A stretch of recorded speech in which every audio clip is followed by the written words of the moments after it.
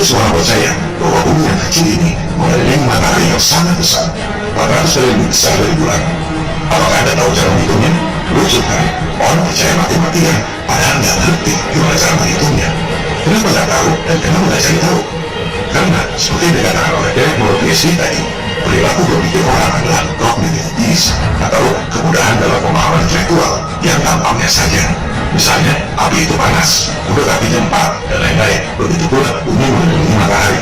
Karena hampir tiap hari dengar atau lihat informasi itu, orang percaya bahwa informasi itu benar. Okay, so here's the bunch of views from space. Here it is. Since you were a kid, you've seen this image. But you've never seen it from that point of view. You've never seen it with your eyes from that scale of a model, that point of view, from outside of the planet's surface. But your brain, that's three-dimensional. Hey, that's Earth. How? Through repetition. I heard that, if you want to program a human mind, what you do is you just repeat images to a young child, like a brainstorm. How do you brainwash? But you repeat it. They repeat the same thing over and over again. You know what somebody was listening to the concept? If you keep fucking repeating it after 6 times, they'll incorporate it in their brain, they won't agree with it, but repeat it another 1,000 times, they'll start saying it. Jadi, para ilmuwan pada umumnya, animasi-animasi dan hitungan-hitungan itu adalah fakta, pasti. Namun juga ilmu pasti betul. Saintis itu pintar-pintar semua, pasti semua yang dikatakan itu betul. Kalau beda pendapat, artinya bodoh. Sekali lagi saya tanya, Anda tahu nggak cara menghitung jarak alam semesta? Bagaimana menghitung jarak matahari, planet-planet, dan bulan? Jangan percaya apa kata saya. Silakan Anda cari sendiri. How do astronomers measure distance? How are they able to measure how far away a star is? Right. So it turns out, that measuring the distance to a star is an interesting problem. Anda dengar sendiri, interesting problem, katanya. Sebenarnya para saintis sudah nggak tahu jarak sebenarnya. Semua adalah teori yang tak pernah bisa dibuktikan kebenarannya.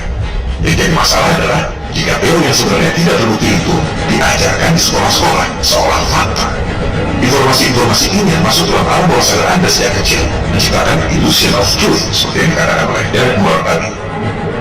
So astronomers have come up with 2 different techniques to estimate how far away any given star might be. First technique involves triangulation or parallax. So the Earth orbits the Sun, right? Well, as it orbits that Sun, there's a diameter of orbit about 186 million miles. So by looking at a star one day and then maybe 6 months later looking at it again, astronomers can see a difference in the viewing angle for that star. So with a little trigonometry, which is frankly terrifying to me, the different angles yield the distance. Anda dengar sendiri, secara parallax, seperti yang telah dijelaskan pada episode 3. Ini yang tak pernah bisa dibuktikan oleh Galileo. Rasi bintang tak pernah berubah tiap 6 bulan ketika bumi mengelilingi matahari. Oleh sebab itu, para saintis mengajukan metode perhitungan yang kedua. But there's an approximation, right? Yes, and this is a pretty clever one. This is the second technique. Astronomers can use brightness to figure out a star's distance. So they do this because it turns out that a star's color spectrum is a good indication of its actual brightness. Menghitung jarak berdasarkan indikasi terbangnya cahaya bintang. Hebat bukan? Indikasi, asumsi. Jangankan menghitung jarak bintang berdasarkan perbedaan cahayanya. Apakah Anda bisa menghitung perbedaan jarak tiang lampu berdasarkan perbedaan cahayanya? Science fiction. Let's talk about some of the astronomical units that astronomers use, including the astronomical unit. So the astronomical unit refers to the distance between Earth and the Sun, the average distance, about 149 million kilometers. Jadi tidak suka asumsi di atas asumsi. Dasarnya adalah asumsi jarak matahari yang didapat di atas asumsi jarak bulan. Jika jarak bulannya salah, maka jarak mataharinya salah. Akibatnya, jarak dan volume alam semesta salah. Akibatnya, seluruh kosmologi versi sains modern runtuh. Ini kalkulasinya. Seperti yang sudah saya katakan pada episode bonus, kalau Anda tahu cara menghitung jarak bulan dan matahari, Anda akan tahu titik lemah yang bisa meruntuhkan seluruh sistem. Menembak pas di jantung atau di otaknya, seluruh sistem akan runtuh. Kita akan membahas soal ini sebentar lagi. Sebelumnya, mari kita urus secara ringkas kapan dan mengapa ada teori bumi datar dan ada teori bumi bola, sehingga kronologinya menjadi jelas dan utuh pemahamannya.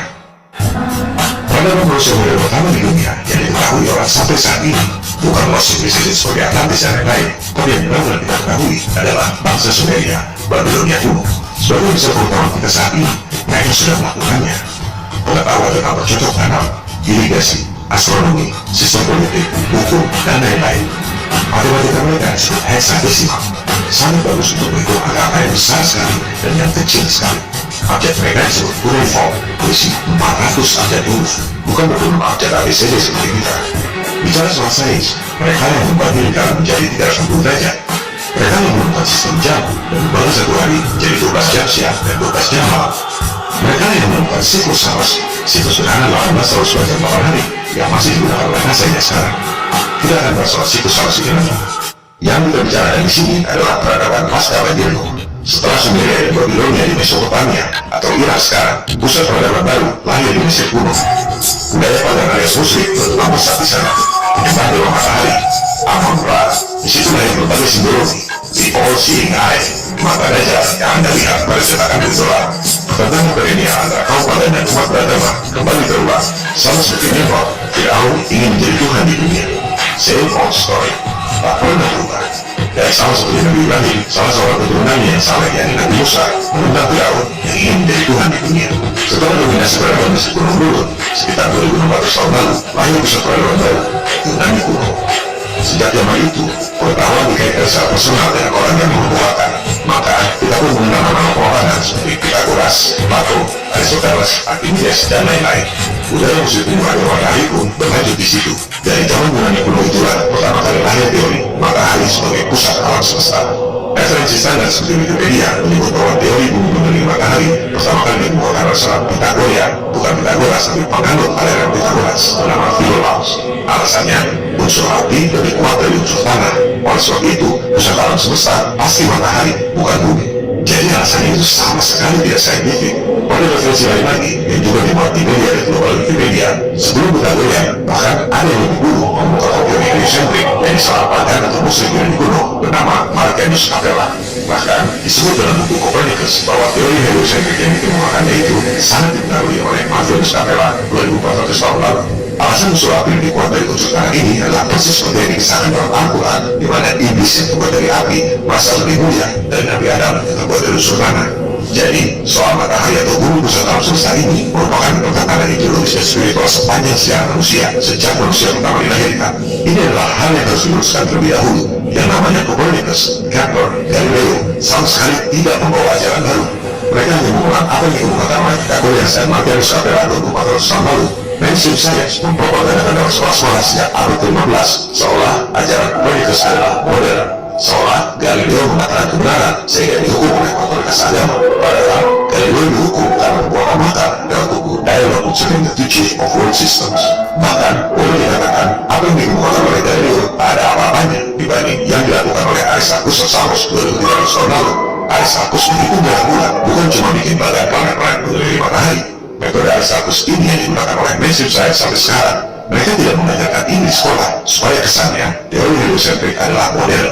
Semua orang dicekoki lewat pelajaran-pelajaran sekolah sejak kecil bahwa matahari besarnya 400 kali lebih besar dari bulan dan jaraknya 400 kali lebih jauh.